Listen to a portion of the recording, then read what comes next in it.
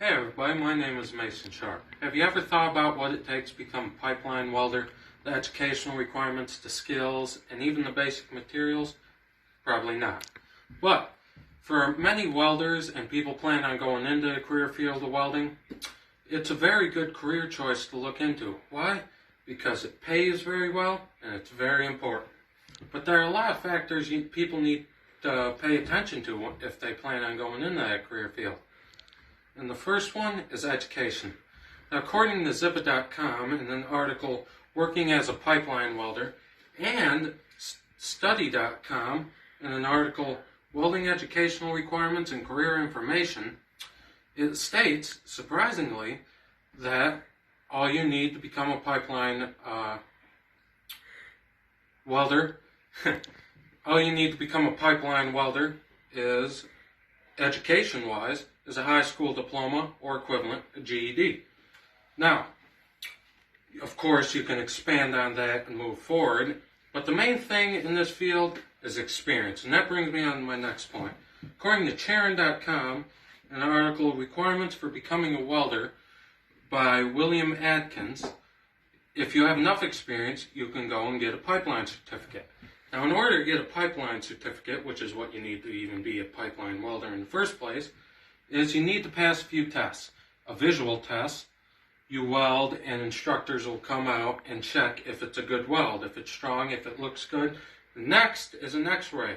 Well, they'll scan your weld, see for any faults or damages. And the third is a mechanical. And what they do there is they take your piece of metal, put it in the machine, and they bend it, and if your weld's good, it'll bend. If it's bad, it'll snap. Now that brings me on to my next point, skills. Skills are very important to have in welding. And some may think are obvious, some, they might catch you off guard. Now, for my first set of skills, from Sitting.com, Serving America's Energy, in the article, Different Processes for Different Grades of Piping. For different groups of piping, you need to be good at a different skill welding. So the first skill is to be good at the kind of welding you need to do your job. That's an obvious one. Now the second one comes from Charon.com in the article Requirements for Becoming a Welder. And another obvious one, good hand-eye coordination so you can lay a bead good, and to be a detail-oriented person. That just makes sure your weld ain't crappy. If you ain't got those, you're probably not going to be a good welder. Now, a third set of skills, you may not think at first, good stamina and good strength. Now, according to TussleWeldingSchool.com, in an article written by Xander Buell, August 4th, 2020, employers suggest you should be able to carry 50 pounds and lift 100 pounds. Stamina is also good because it's a hot job. You don't want to be sweating all the time. You got to be in good physical condition. Now, that brings me on to my last point.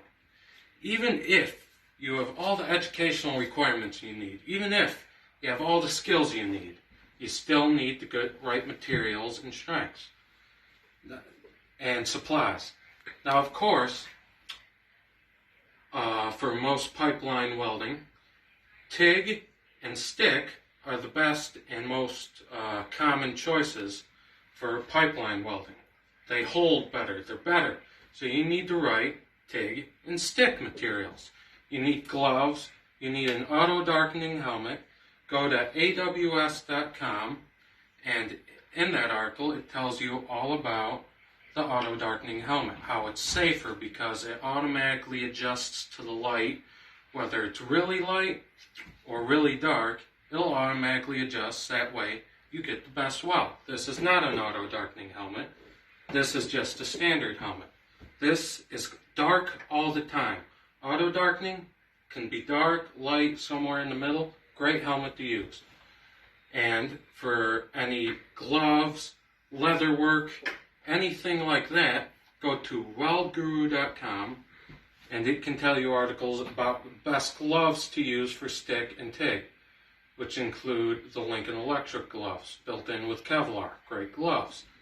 Include the Revco gloves, also great gloves for a stick. And Amazon and Arc.com are the best websites to tell you everything you need to know about welding.